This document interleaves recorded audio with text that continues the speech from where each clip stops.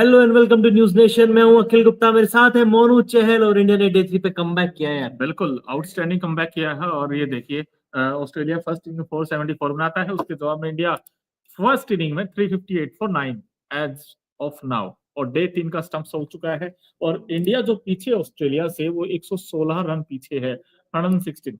लेकिन ये बल्लेबाज जो आपको दिख रहा है इनफैक्ट स्क्रीन पर, जो इन्होंने आज कमाल किया है, ये सुर्खियां आज हर जगह, सिर्फ एक ही नाम है, नीतीश नीतीश रेड्डी। कुमार रेड्डी। बिल्कुल। बिल्कुल, नीतीश कुमार रेड्डी एनकेआर, और जिसके बाद उन्होंने पुष्पा सेलिब्रेशन किया आज हम्म। अर्धशतक लगाने के बाद। नंबर 8 पे शतक लगाया, 191 फॉर 6 था। हम्म। लग रहा था कि टीम इंडिया फॉलो ऑन भी शायद नहीं बचा पाएगी, लेकिन फॉलो ऑन भी बचा। और सुंदर के साथ जो पार्टनरशिप इनकी हुई है, हम्म। 127 रनों की 285 गेंदों में, ऑलमोस्ट 50 ओवर इस प्लेयर ने खेला।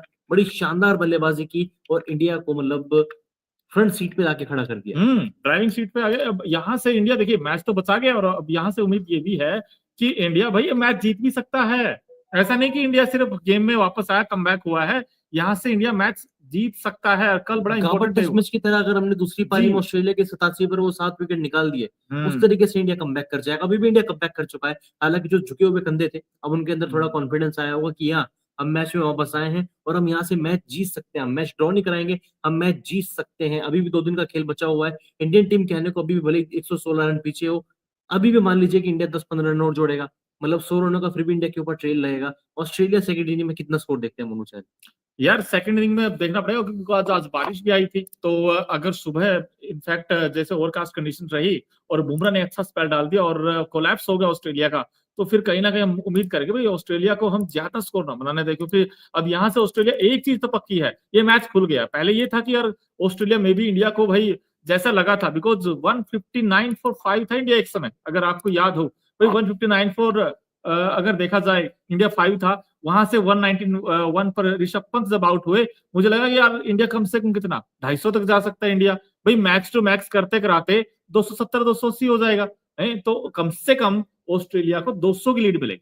और उनका ये ड्रीम था कि भाई 200 की लीड होगी, 200 बना देंगे, 400 450 देंगे इंडिया को। लेकिन अब वो जो सपना था वो चकनाचूर हो गया। अब यहां से ऑस्ट्रेलिया कितना, अभी एक विकेट गिरा, हालांकि अभी एक विकेट बचा इंडिया का। यहां से कहने को तो आप ये भी कह सकते हो कि सिर्फ एक गेंद चाहिए, और लेकिन यहां से अगर इंडिया 16 17 20 रन और जोड़ गया नीतीश तो अगर स्ट्राइक लेते हैं, हम्म। क्योंकि अब उनके पास अटैकिंग क्रिकेट हम्म। खेलने के अलावा और कोई ऑप्शन नहीं है। हम्म। अटैकिंग क्रिकेट खेले, ताबड़तोड़ बल्लेबाजी करें, 105 से अपने आप के स्कोर को 135 140 तक ले जा सकते हैं। उनकी कोशिश ये रहेगी कि जितना ट्रेल है उसको कम करें।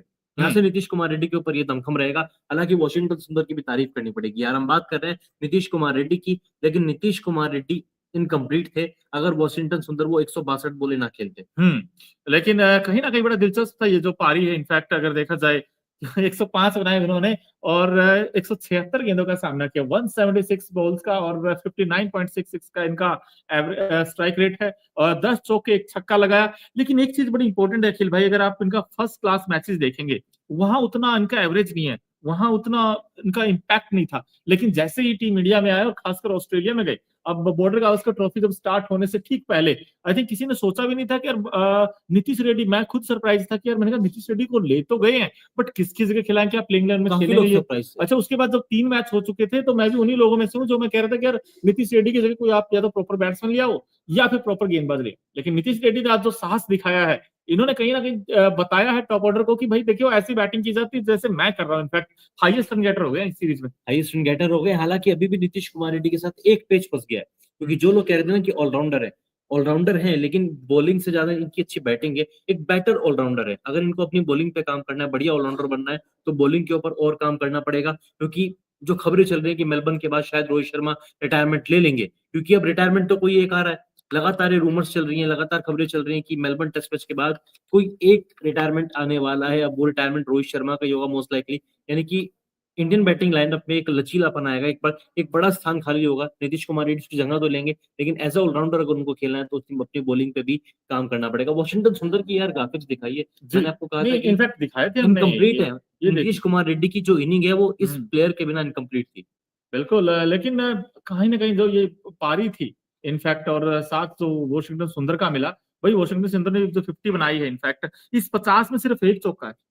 साहस इनका इंटेंट था। हम्म। ये जानते थे कि अगर विकेट गिर गया तो इंडिया कोलैप्स कर जाएगा। 162 गेंदें खेली, विकेट पर टिके रहे, नीतीश कुमार रेड्डी को अधिक से अधिक स्ट्राइक दी, बल्लेबाजी बड़ी शानदार देखने को मिली। शिवम सिंह का कमेंट आया, वो कह रहे हैं कि अगर यहाँ से 20 रन इंडिया और जोड़ती है तो 10 रन से नीचे 100 रन से नीचे की लीड हो जाएगी, तो फिर मैच में कुछ भी हो सकता है, लेकिन ड्रॉ के चांसेस ज्यादा लग रहे हैं क्योंकि मैच में बारिश की प्रिडिक्शन भी की गई है। शिवम, बात तो एकदम सही है आपकी, क्योंकि अगर 20 रन इंडिया जोड़ेगा तो 100 से नीचे के इंडिया के पास बढ़त, ऑस्ट्रेलिया के पास बढ़त रहेगी।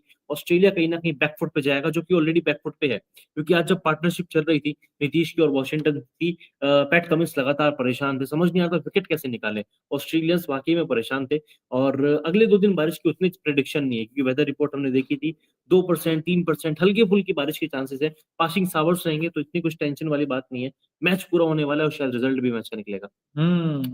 रिजल्ट निकलेगा, लेकिन वॉशिंगटन सुंदर को आप कैसे देखते हो अखिल भाई? क्योंकि ये देखिए, वहां से जब देखा जाए तमिलनाडु से, भाई हमारे अश्विन, जो अन्ना, उन्होंने 537 विकेट लेकर एक सुनहरा पन्ना लिखा था। अब वो अन्ना कहते हैं बड़ा भाई, अब ये छोटे आए। अब हम देख रहे हैं इनफैक्ट वॉशिंगटन सुंदर को ऑफ स्पिनर है ये भी, और नीतीश रेड्डी भी इनफैक्ट जिस तरह कमाल किया है।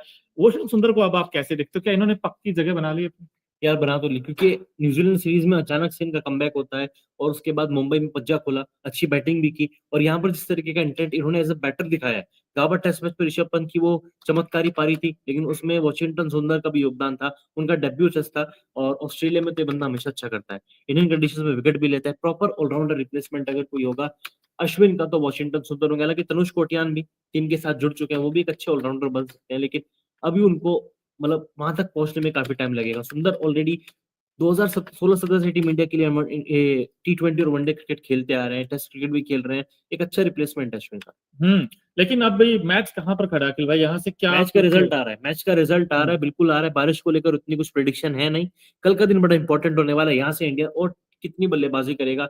358 से क्या टीम इंडिया 388 तक जाएगी, 390 तक जाएगी, क्योंकि अब लाइसेंस है नीतीश कुमार रेड्डी के पास, अब टुक टुक नहीं करना है, अब आते बड़े शॉट्स खेलने हैं, लंबे चौके छक्के मारने हैं। यहाँ से अगर वो 400 भी लेके जाएंगे ना, तो इंडिया के पास एडवांटेज रहेगा, ड्राइविंग सीट पे इंडिया ऑलरेडी है। आइए गेंदबाज, अब बुमराह के अलावा बाकी गेंदबाजों को दमखम दिखाना पड़ेगा। मतलब होता ना कि सिराज को भी विकेट लेने पड़ेंगे, पहली पारी में उन्होंने शतक लगाया था, लेकिन एज अ बॉलर अब उनको बॉलिंग में विकेट लेने पड़ेंगे, आकाशदीप को विकेट लेने पड़ेंगे। इंडिया मैच जीत सकता है, खुला हुआ है मैच। ये मैच खुला हुआ है, लेकिन फिर से एक बार नजर डालते हैं भाई, आज जब हुआ इनफैक्ट स्टार्ट मैच, तो यहाँ पर ऋषभ पंत का अखिल भाई ये कितना बड़ा ब्लो है। बिकॉज ऋषभ पंत से उम्मीद ये थी कि भाई ऋषभ पंत अच्छा खेलेंगे, लेकिन सिर्फ 28 बनाकर वो आउट हो जाते हैं, और ये जो मौके जाया कर रहे हैं, क्योंकि ऋषभ पंत इस सीरीज अगर देखें बहुत ही फीके रहे, इनफैक्ट उनके बल्ले से रन नहीं आ रहे। इनके विकेट के बाद आपने गावस्कर की कमेंट्री सुनी? सुनील गावस्कर एकदम कड़ी आलोचना की, उन्होंने सीधा कमेंट्री में उन्होंने कहा है कि स्टूपिड, बहुत ही खराब शॉट उन्होंने खेला, बकवास शॉट खेला, उस शॉट की कोई जरूरत नहीं थी। और अगर आपने मैच देखा भी होगा मोनू, जिस बॉल पे वो आउट हुए उससे पहली 2 बॉल पे भी वही शॉट अटेम्प्ट किया था, लेकिन बॉल मिस हो गई। फिर आप उसी बॉल को खेलने के लिए जाते हैं, अपना विकेट गवा बैठते हैं। ठीक है, आप नेचुरल क्रिकेट खेलिए अपना, लेकिन अपने नेचुरल क्रिकेट के चक्कर में टीम इंडिया का बेड़ा गर्क मत कीजिए। वहां पर एक पार्टनरशिप की जरूरत थी, वहां पर अगर एक पार्टनरशिप हो जाती पंत और जडेजा की, तो शायद टीम इंडिया और भी बेहतर पोजीशन में होता। लेकिन पंत ने वाकई में डिसअपॉइंट किया, ना सिर्फ इस इनिंग में बल्कि इस पूरी सीरीज में। सेट होने के बाद अपना विकेट गवाते हैं, और ये पूरी दुनिया जानती है अगर पंत जैसा खिलाड़ी 37 या 40 बॉलें खेल लेगा तो वो सामने वाली टीम का क्या हाल कर सकता है। लेकिन इतने टिकने के बाद, इतनी मेहनत करने के बाद अपना विकेट थ्रो करके जाना, ये अपने पैरों पर कुल्हाड़ी मारना है, और टीम इंडिया के लिए भी संकट खड़ा करना है। संकट खड़ा करना है। लेकिन अखिल भाई एक चीज तो सच्चाई है यहाँ से कि भाई ऑस्ट्रेलिया भी डर गया है, क्योंकि ऑस्ट्रेलिया के लिए भी दिक्कतें हो सकती हैं, क्योंकि जैसे ओवरकास्ट कंडीशन, और इंडिया सिर्फ 116 पीछे है, ज्यादा पीछे नहीं अब।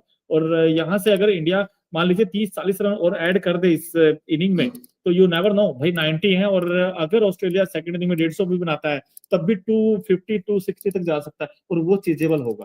ऐसा नहीं कि वो तेज नहीं हो सकता। भाई इंडिया को याद होगा ब्रिस्बेन में भी कुछ ऐसा ही चमत्कार हुआ था, जहां पर वॉशिंगटन सुंदर और Shardul Thakur, if I am not wrong, दोनों ने एक शानदार पार्टनरशिप की थी, और इंडिया को जो जीत मिली थी उससे 3 विकेट से जीत मिली थी, और इंडिया ने ऐतिहासिक चीज किया था। तो ऐसा कुछ यहाँ पर भी आप बनता हो सिनेरियो दिख रहा है?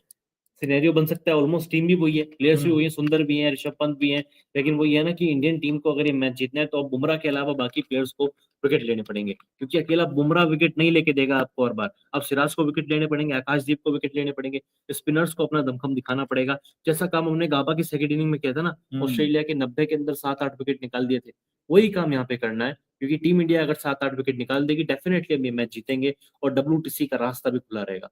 बहुत हम्म। गजब का मैच होने वाला है ये। गजब का मैच होने वाला है, लेकिन इम्पोर्टेंट ये है कि यहाँ से टीम इंडिया यही सोचेगी सबसे पहले कि भाई